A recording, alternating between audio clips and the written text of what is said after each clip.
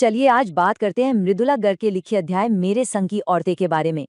ये कहानी है उन जबरदस्त महिलाओं की जिन्होंने कोई बड़े बड़े नारे नहीं लगाए, कोई जुलूस नहीं निकाले, बल्कि बहुत ही चुपचाप अपने घर की चारदीवारी में रहते हुए ही समाज की बनी बनाई परंपराओं को चुनौती दी।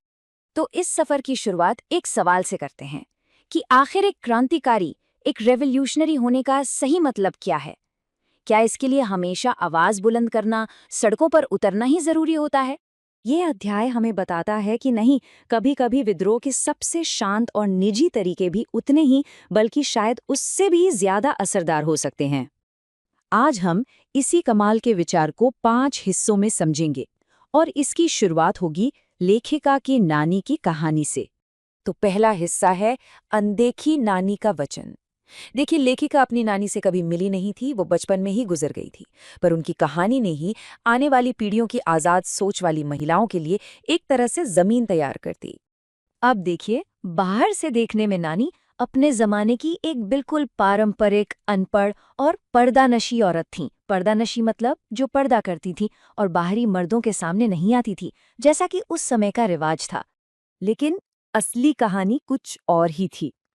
उनके पति यानी लेखिका के नाना कैम्ब्रिज से पढ़कर आए थे, एकदम पश्चिमी तौर तरीकों वाले साहब थे। पर नानी ने कभी भी उनके रहन सहन को नहीं अपनाया। उन्होंने अपनी पहचान, अपनी जीवन शैली को मजबूती से बनाए रखा।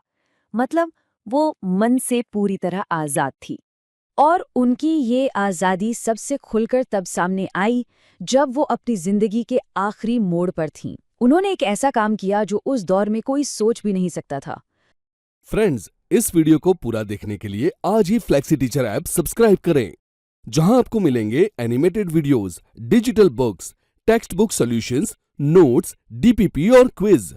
और हाँ, flexi teacher app mobile, TV और कंप्यूटर पर अवेलेबल है। और अगर आपके पास इंटरनेट नहीं है तो तुरंत ऑफलाइन सेट टॉप बॉक्स के लिए संपर्क करें। Flexi teacher, the one you needed.